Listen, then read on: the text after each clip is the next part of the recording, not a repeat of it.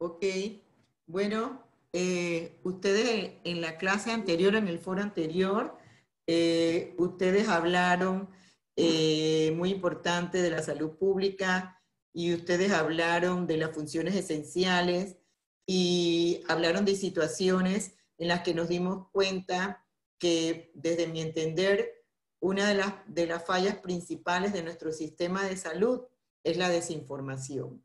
Así que muy atinada a la clase que les voy a dar ahora sobre lo que es la educación para la salud.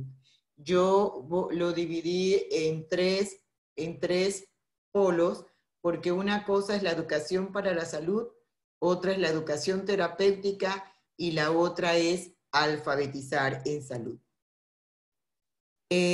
La educación para la salud lo que busca es integrar, educar y que no prevalezca la educación ni la salud. Ambas van de la mano, como se han podido dar cuenta en el comportamiento de la población actual, de la población en el momento actual de COVID-19, el no tener una buena educación para la salud es lo que ha llevado a esa señora a no entender que el COVID no se pega por la persona, por el uniforme o por la profesión de ser médico. El COVID se pega por las gotículas cuando nos comunicamos. Entonces, esto es culpa de nosotros por no haber informado bien a la población. Entonces, ven ustedes cómo hay una debilidad en educación para la salud. Hay algo que es indivisible y es la relación que existe de la educación para salud como una herramienta principal para que nosotros, el personal de salud, nos podamos comunicar con el individuo y con la comunidad. Esa educación para la salud es importante porque ella lo que busca es combinar actividades de información para que conduzcan a las personas ante una situación y sepan cómo ellas deben alcanzar la salud, cómo ellas deben buscar ayuda cuando se solicite esa salud, sea tanto para el individuo o como para la colectividad, que es en el caso del COVID-19. ¿Cuál es el propósito que nosotros buscamos con la educación para la salud? Nosotros buscamos influir positivamente en las personas. Y nosotros buscamos, con ese influir en las personas, nosotros buscamos que esas personas tengan un comportamiento saludable, comportamiento para influir en los factores de riesgo que le puedan ellas llevar a adquirir una enfermedad. Y siendo así, ¿qué uno busca? Uno busca potenciar en los conocimientos que tiene esa persona, darle poder con el conocimiento. Decía un profesor mío, el profesor Manuel Escala, un profesor de epidemiología de la Facultad de Medicina de Preventiva, siempre nos decía que el poder lo daba el conocimiento. Yo también busco capacitar a esa persona para que ella pueda definir cuáles son sus problemas, cuáles son sus necesidades y ella buscar esas soluciones ante quien se las pueda brindar. Y también con esto de la educación para la salud, yo busco prevenir enfermedades, ya sea en el nivel de detección temprana de un problema de salud, ya sea en buscar ya el tratamiento, que es una prevención secundaria, o ya busque recuperar esa salud o rehabilitar esa salud de ese individuo. Pero cuando yo voy a hacer esa educación para la salud, yo tengo que tener muy importante 3 enfoques principales. Un enfoque es exhortar y persuadir a las personas. Si yo voy a educar a las personas en el COVID-19, yo tengo que exhortarlas y ser persuasivos porque es importante que yo me lave las manos, porque es importante que yo modifique ese comportamiento adictivo que tengo de salir todos los días a la calle. Yo tengo que poder persuadir, exhortar a esas personas. Pero para que yo pueda exhortar y persuadir, yo tengo que informar. Si yo no informo a las personas, ellas no van a comprender por qué tienen que cambiar ese comportamiento. Si yo informo y yo persuado a las personas, entonces yo paso a responsabilizar a esa persona de que ella es la que va a decidir si va a cambiar o no el comportamiento para no adquirir el COVID-19 y tener salud. Entonces, si yo informo, yo exhorto y yo responsabilizo, entonces voy a hacer el enfoque participativo para que la persona participe en lavar sus manos, para que la persona participe en el aislamiento social, para que la compre más de los alimentos que necesita, para yo poder tener un control de la pandemia en nuestro país.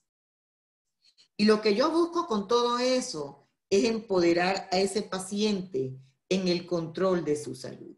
Entonces, no es solamente conseguir un cambio cuantitativo de conocimientos, sino producir un cambio cualitativo en actitudes de las personas, en el cambio de la conducta que ellas tienen que tener.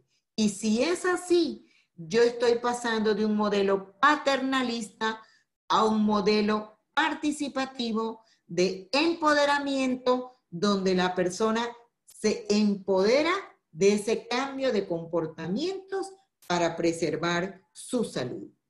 Entonces, el objetivo común de la educación para la salud, de alfabetizar en salud, de la educación terapéutica, es modificar comportamientos, modificar conocimientos para que esa persona se empodere de su salud.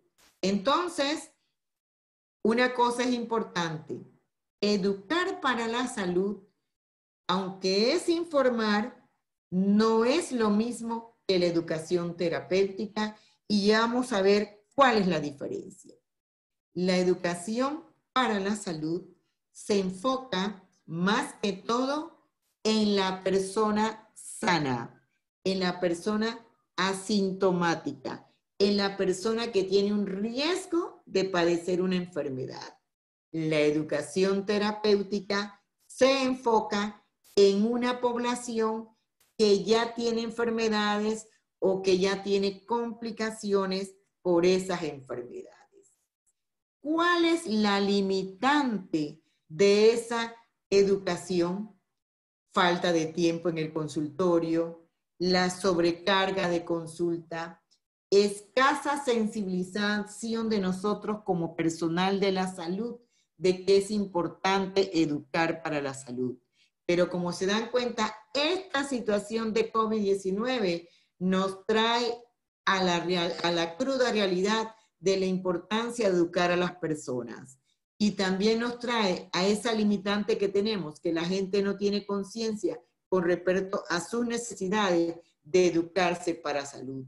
Otro factor importante, el limitante económico.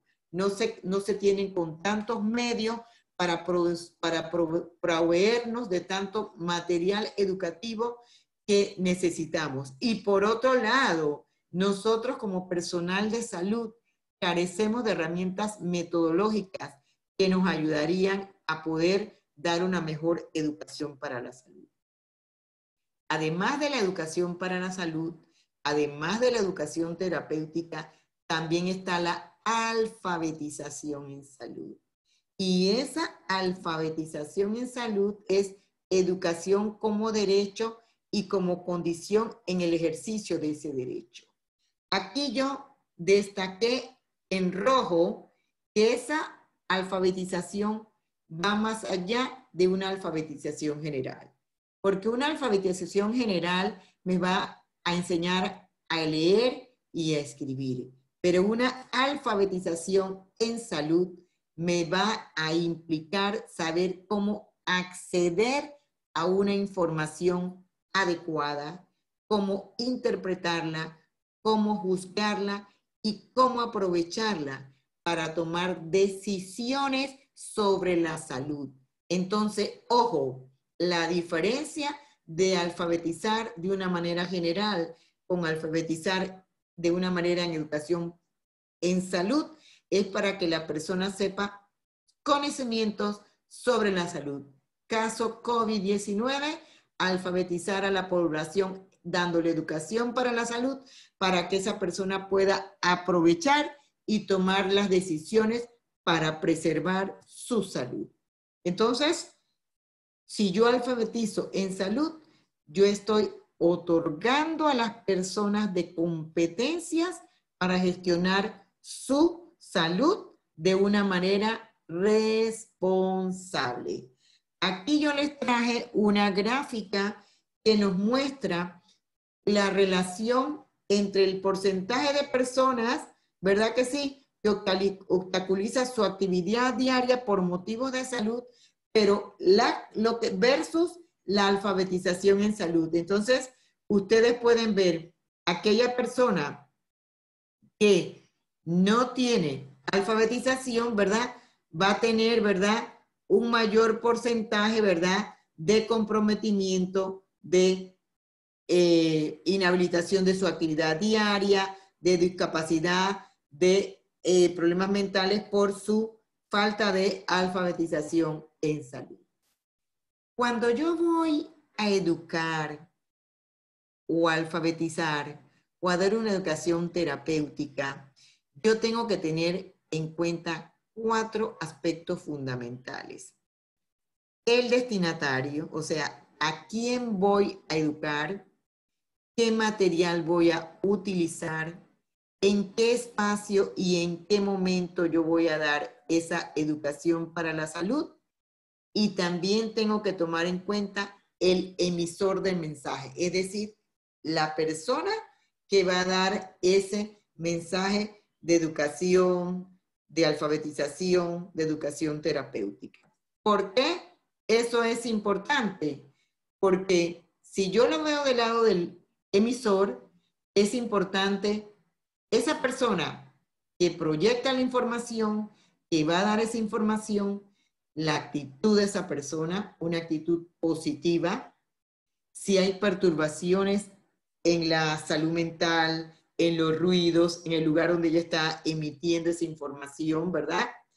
Todo eso es importante para llegarle a ese receptor, porque ese receptor yo también tengo que tener en cuenta el nivel educativo de esa persona, si esa persona no sabe leer y escribir, si esa persona sí sabe leer y escribir, si esa persona tiene experiencias anteriores sobre el tema que yo le voy a dar, si esa persona tiene defensa psicológica, porque si yo le voy a hablar a una persona de violencia doméstica y esa persona tiene un agresor, por miedo del agresor, ella se va a salir a defenderse, ¿verdad?, contra la información que yo le voy a dar. Pero un aspecto muy importante entre ese emisor y ese receptor es la interculturalidad, tema que ya nosotros hemos tocado. ¿Por qué?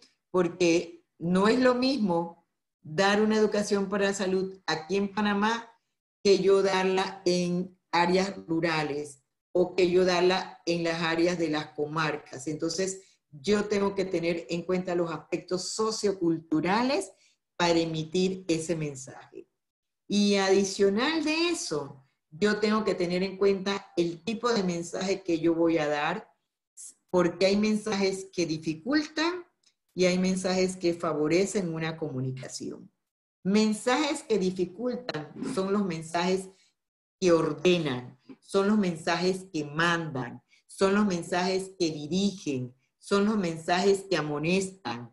Si yo digo, por ejemplo, tú estás gorda, en vez de yo abordar eso de una manera, oye, ¿qué te parece si podríamos ver cómo podemos nosotros preservarnos la salud con un mejor peso? Ya el abordaje diferente, ¿verdad que sí? Un mensaje que favorece es cuando yo le digo, por ejemplo, voy a proporcionarte sugerencias, voy a proporcionarte soluciones, mensajes que elogian, pero yo no voy a utilizar mensajes que ridiculizan, mensajes que avergüenzan, porque esos mensajes me dificultan el mensaje que yo quiero lograr, el cambio que quiero lograr en esa persona. Entonces, lo de interculturalidad, yo tengo que tener en cuenta, ¿verdad?, la cosmovisión, los grupos sociales, la diversa cultura, y yo tengo que respetarla en el abordaje que yo voy a dar. cuando yo veo lo de la interculturalidad, yo tengo que saber que en esta parte de educación, yo tengo que tener en cuenta que hay 3 sectores para llegar a esa población. Hay el sector que da un abordaje popular, hay el sector que da un abordaje folclórico y hay un sector profesional. En el sector profesional está el equipo sanitario, ¿verdad? Está la medicina occidental. En el sector popular están las mujeres cuidadoras, están las mujeres parteras, está lo del autotratamiento, está el de uso de amuletos, el uso de rituales que se usan en las comunidades de nuestras poblaciones originarias, de las comarcas, que usan mucho los curanderos, ¿verdad que sí? Entonces aquí en el sector popular también se trastoca mucho con el sector folclórico, porque en el folclórico usan los curadores, usan los hueseros, usan los brujos, ¿verdad? Entonces ahí se usa mucho el de ponerse la cinta roja, el de vestirse con tal vestido y los rituales que ellos hacen. Entonces, cuando yo voy a hacer un abordaje en una comunidad, yo tengo que saber cuáles son los antecedentes que hay en esa comunidad, de los abordajes que se le da. Tengo que saber si hay sectores populares, tengo que saber si hay sectores folclóricos. Entonces, no es lo mismo un abordaje sociocultural que un abordaje culto limpio. O sea, no es lo mismo abordar el rural que abordar el urbano. Lo que es el abordar el campo, lo que es abordar la ciudad, lo que es abordar al pobre, que abordar al rico, analfabeto, al alfabeto, al tradicional, al moderno. En esta diapositiva lo pueden apreciar. Y si es así, yo cuando voy a hacer, nosotros que vamos de profesionales a una comunidad de pueblos originarios, para poder llegarle a esa población, yo tengo que tener en cuenta 2 figuras claves en la interculturalidad. El facilitador intercultural, que es una persona dentro de mi institución que me pueda ayudar. Por lo menos yo puedo tener un promotor que sea originario de esa comunidad.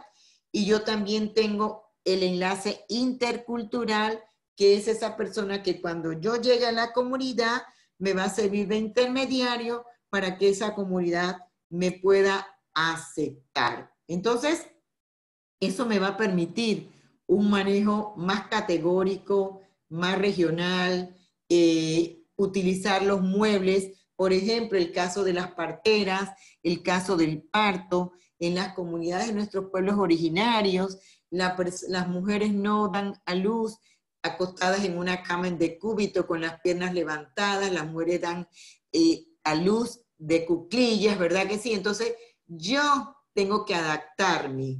Y si yo quiero un cambio, tengo que ir en un cambio gradual, paulatino, para que las personas comiencen a entender las ventajas que podría tener ese cambio. Pero yo no se los puedo imponer, porque inclusive en nuestra cultura hoy en día en Panamá también se hacen los partos en el agua. Y si ustedes ven el parto en el agua, es un parto también en cuclillas, que facilita, y si lo ven que por gravedad, esto hace que el bebé nazca más rápidamente.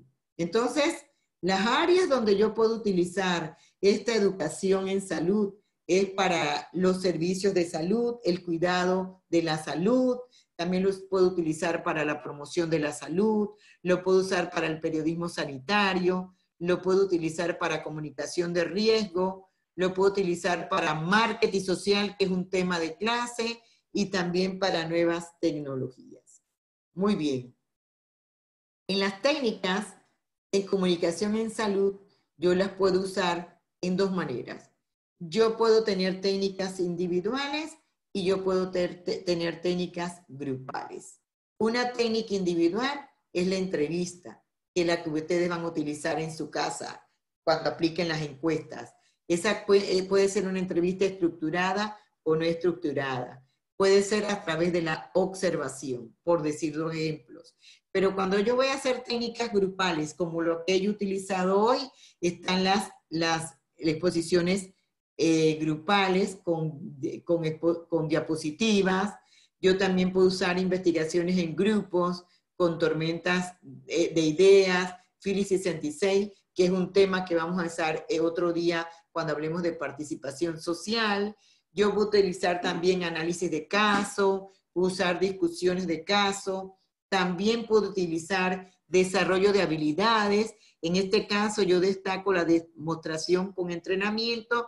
Por ejemplo, cuando yo voy en una comunidad que la comunidad no tiene agua potable y yo quiero enseñar a las mujeres a hervir el agua, o yo puedo enseñar algo más sencillo como lo es clorar el agua, entonces yo hago una demostración con entrenamiento para que las señoras aprendan cuántas gotitas de agua yo le debo echar a un litro de, cuántas gotitas de cloro, perdón, yo le debo echar a un litro de agua. Y ese material educativo también tiene una clasificación. El material educativo puede ser sonoro, puede ser visual, puede ser impreso o puede ser audiovisual. Un material audiovisual es el cine. Otro material es lo que uso para proyectar en televisión. Un material visual puede ser el mural, puede ser el afiche, pueden ser láminas. El sonoro pueden ser programas radiales, pueden ser cuñas radiales, pueden ser debates, puede ser el foro que hicimos en antes, pueden ser concursos que se hagan. Y el material impreso, que puede ser impreso digital, pueden ser los trípticos, dípticos, ¿verdad? Pueden ser libros o folletos. Hoy en día, pues, lo impreso y lo visual también lo podemos llevar a la parte digital. Entonces, para elaborar ese material educativo, que es lo que ustedes van a hacer con el tema que ustedes escogieron, yo tengo que planear ese material.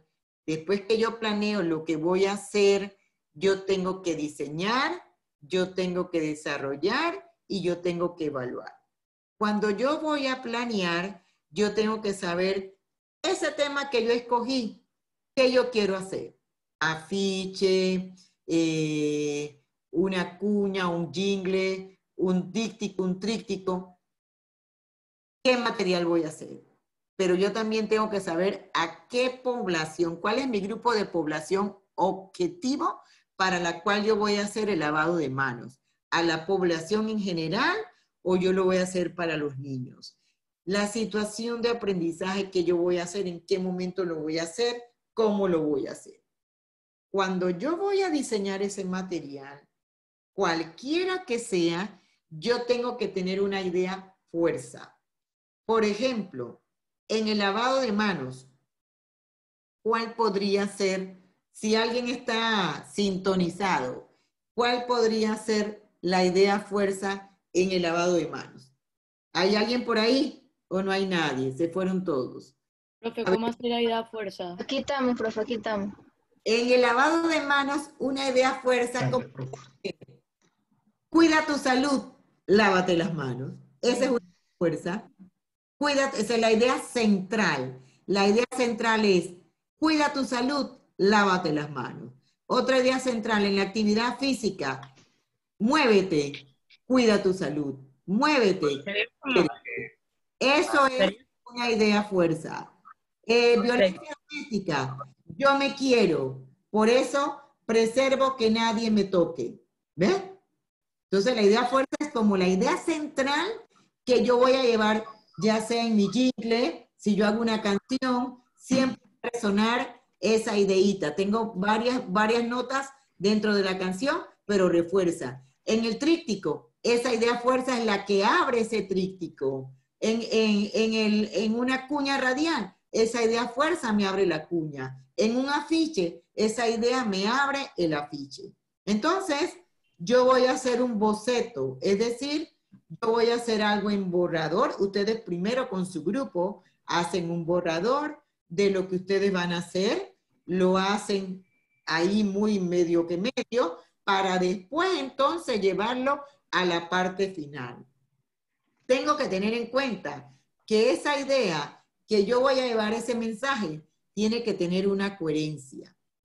Y ya en el desarrollo de ese material, yo tengo que seleccionar qué recursos voy a utilizar y qué producción técnica. Y antes de lanzarlo, yo debo evaluarlo con mis compañeros. Es decir, yo tengo que validar ese material educativo porque yo tengo que ver si ese mensaje que yo estoy utilizando llega a la población. Si esa población entiende, comprende el mensaje. Porque nosotros como médicos a veces usamos una terminología muy alta y las personas no nos comprenden lo que decimos. En el consultorio, usted tiene que saber cómo usted le va a explicar a ese paciente comer bajo de sal. Usted no va a decir coma bajo de sodio, porque la gente no sabe, y que coma alimentos bajo de sodio, y cuáles son. Entonces ella no sabe, entonces yo tengo que decir qué es comer bajo de sal. Entonces yo le tengo que decir, porque es que el sodio está en los alimentos enlatados, porque es que para que se preserven los alimentos le ponen mucha sal. Entonces yo estoy buscando un lenguaje más accesible a la población. Entonces, si ya tengo eso, ahora yo les voy a decir a ustedes que de ese mensaje que yo voy a hacer, esa información tiene que ser precisa, clara y relevante. Vamos a ver qué me refiero a precisa.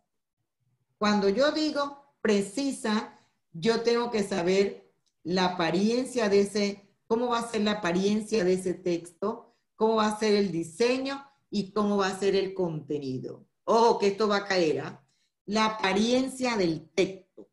Ese texto se presenta de forma clara. ¿Qué tamaño de letra debo usar? Si es un material de un tríptico, esa letra debe ser 12 puntos o mayor. Nunca menor de 10. Esa letra, ¿cómo la voy a poner? Si es un fondo oscuro, ¿qué letra voy a usar? Si es un fondo claro, ¿qué letra voy a usar? Si es un fondo oscuro, la letra tiene que ser clara y viceversa. Si es un fondo claro, la letra va a ser oscura. Subrayado. Usted no va a subrayarme todo, porque cuando usted estudia, si subraya todo, entonces no sabe qué es lo más importante. Entonces yo subrayo lo principal. Igualito la negrita. Yo no puedo poner tanto en negrita. Yo pongo en negrita lo principal. Y yo no voy a poner mayúscula en todo el texto. Usted la va a usar en poca cantidad. Porque para poder resaltar lo importante, yo tengo que destacar lo importante, sea con negrita, sea con subrayado o sea con mayúscula. En el diseño, yo no voy a copiar y pegar. Es decir, yo no voy a Google y buscar copy-paste. Yo tengo que resumir lo que le voy a dar a la población en unas palabras sencillas, espaciadas. Yo tengo que hacer diagramas, ¿verdad? Profe, Dígame, diga. hay otra promoción que va a usar el Zoom. ¿Tienen clase ahorita? Bueno, Están aplicando. déjame grabándola porque yo no puedo parar la clase. ¿Cómo hacemos? No sé, es que como la MP tiene esto todo organizado por horario, ¿Y cuántos horarios nos dieron a nosotros? 2 horas. de 4 a 5 dieron a parecer. Pero nos deben dar 2, hoy eran 2 horas. ¿Cómo hacemos Sí. ahora para yo terminar de grabar la clase? ¿Qué falta? Falta bastante, profe. Podríamos, No te sabría decir cuántas me faltan. Fíjate si alguien puede entrar a materia médica, porque estoy en el diseño. Yo podría no terminar de darla, pero después, si tienen que preguntar algo, dime qué me sugieres. Bueno, es que acá ya están, porque el profesor que les toca la clase, creo que es química, algo así, está todo Ajá. apurado y eso, pues. Bueno, dime, Sí, Yaniver, ¿qué hacemos con lo que falta? Nada más proyectas eso. si me quiere enviar como algún voice note explicando lo último que falta y yo lo distribuyo al grupo. Ok, perfecto, listo. Está bien, pues. Ok, Ok. ok, bye bye.